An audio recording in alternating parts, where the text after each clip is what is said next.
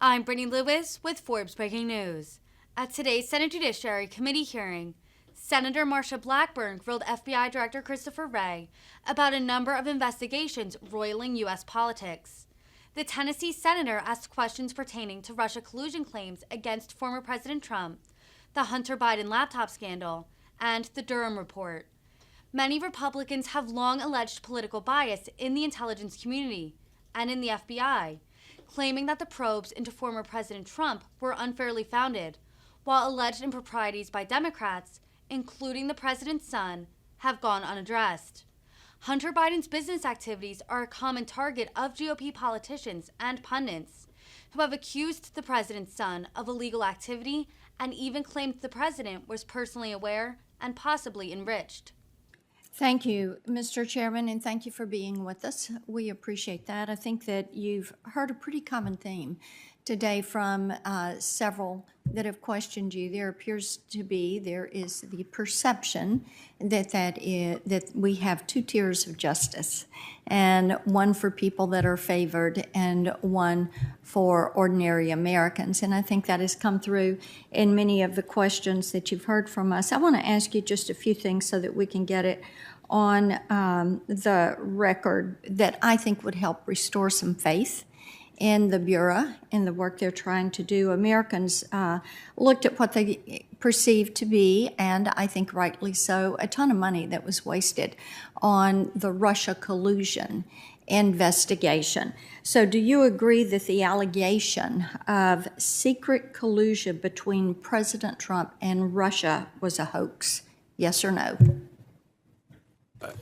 I don't think that's the terminology I would use, but I think there's been a lot written on this subject, and both in the special counsel's report, the inspector general's Just report. Yes or no is fine. So that's not a term I would use. Okay. Do you agree that the Hunter Biden laptop was not Russia disinformation? Now you're asking about an ongoing investigation that I expect our folks to pursue aggressively, and I can't comment on that. Okay, and you possess the laptop, right? Again, I can't discuss that in an ongoing Okay. investigation. And when do we expect to hear from General Durham with his report? That's really a question for Special Counsel have Durham. to We are actively assisting him in that investigation. And do you agree that an open border is a national security threat? As I think I said in response to my Senator Cornyn, I think there are serious security issues represented at the border, a wide array of criminal threats that we are deeply concerned about at the FBI, and that transcends everything from gangs, violence. Yes, the sheriffs in Tennessee counties continued to tell me, and last Friday I was with 7 different counties, and the number one issue for them is that open border and the presence of drug traffickers, drugs, human trafficking. They talk about the cartels that have set up hubs. They can tell you where the drugs are coming from that are coming into their community. You mentioned 300 task forces that you have. Do you have one that is specific to this? Because I was surprised yesterday with Mr. Polite, who was before us from the criminal division. They didn't seem to have one that was focused specifically on these cartels.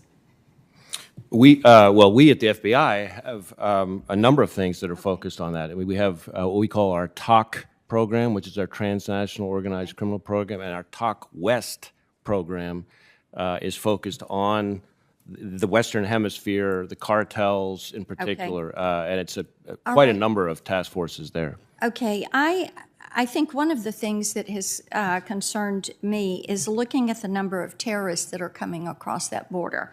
So far in fiscal year 22, we've had 56. There were 15 non-citizen terrorists that crossed in 21, 3 in 20, and 0 in 19. What are you all doing to help apprehend these individuals? Senator Hawley talked with you about the Afghan refugees.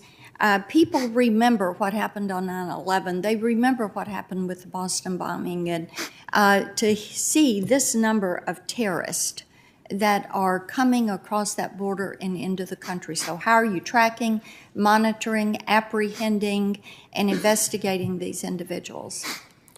So I guess there are two things I would cite. One is we're constantly sharing watch listing information with DHS and with our partners to improve border security in that regard. And then second, through our joint terrorism task forces all over the country, we are investigating any number of individuals who are here in the United States attempting to put together a case. Let me ask you this. Yeah. Once a local sheriff reports to an FBI field office that they have someone they think is a bad actor, then how long does it take you all to do that? You've used the term audit, assessment, and investigation.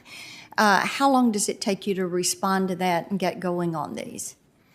Well, I mean, as you might imagine, it depends on the circumstances and the way in which Why it's don't you just reported. give But me- yeah. I mean, Yeah, you can we give a that lot to of times me in we're writing. opening investigations, that same day. I mean, I guess, Let me move yeah. on. Yeah.